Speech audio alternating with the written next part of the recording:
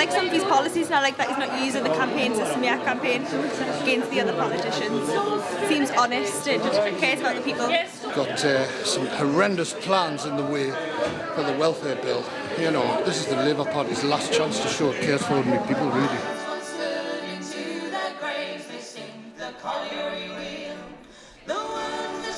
I'm intrigued to see if he's the real deal kind of thing, because there's a lot of hope, especially among students and young people.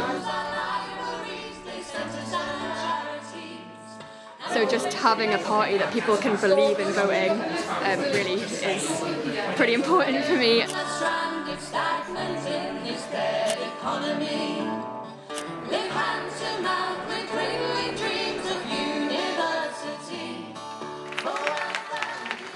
We need to bring that kind of excitement back, that inspiring way of working back to the party.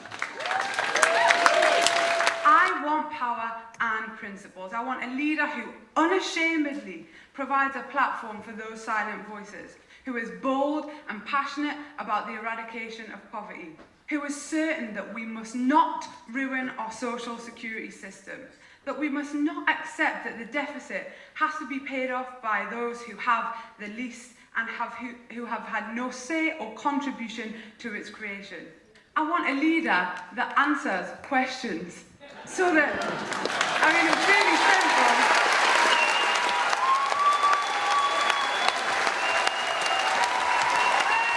There's councillors here from Newcastle, Gateshead, Sunderland, Middlesbrough, Durham and Northumbria.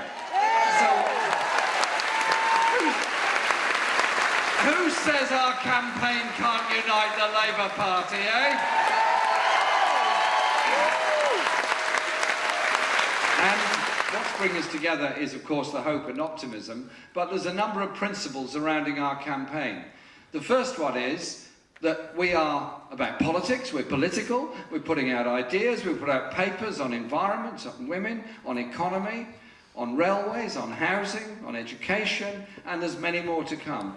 Every single one of those papers is a document for consultation.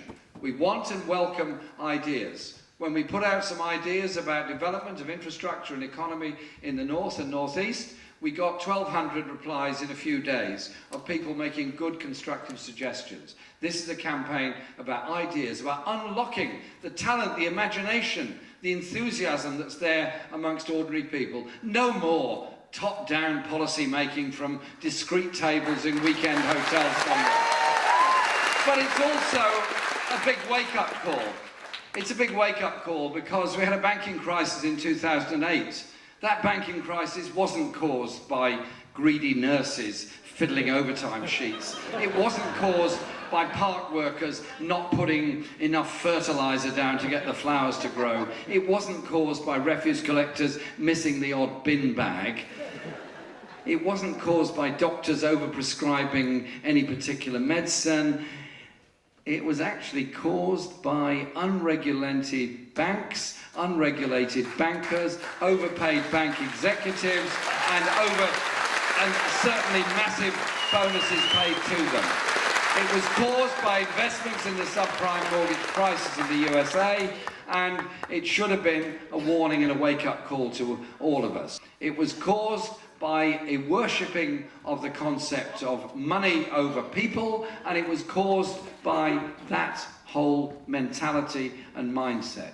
So when the banking crisis came about, yes, of course it was right to bring the banks into public ownership. It was also right to put what's euphemistically called quantitative easing into the banks as a kind of low-price loan. I mean, I must have thought, when I first heard the word quantitative easing, I thought it was an upmarket form of laxative, actually, and then discovered it was something else. But we did the right thing to bring the banks into public ownership, but I think the austerity agenda, watch it played out in country after country, is actually much more of a political agenda about shrinking the state, shrinking public services, and saying that we can't have those things that we believe to be right and necessary. And so, our proposals are to challenge austerity, challenge the agenda of austerity, and invest in people and invest in a growing economy.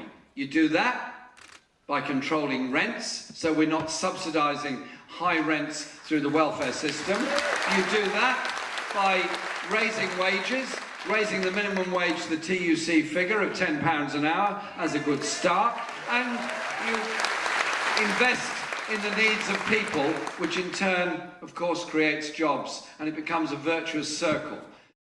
You can take a bus ride across any major city in Britain, in London, Birmingham, Manchester, Newcastle, Glasgow, Edinburgh, and you can measure by the distance you travel from the leafy suburbs to the poorer circular inner city areas, the life expectancy of people. It can drop between 10 and 15 years during one of those bus journeys. That is health inequality brought about by poverty, by bad housing, by unemployment, by insufficient wages for children to be fed properly.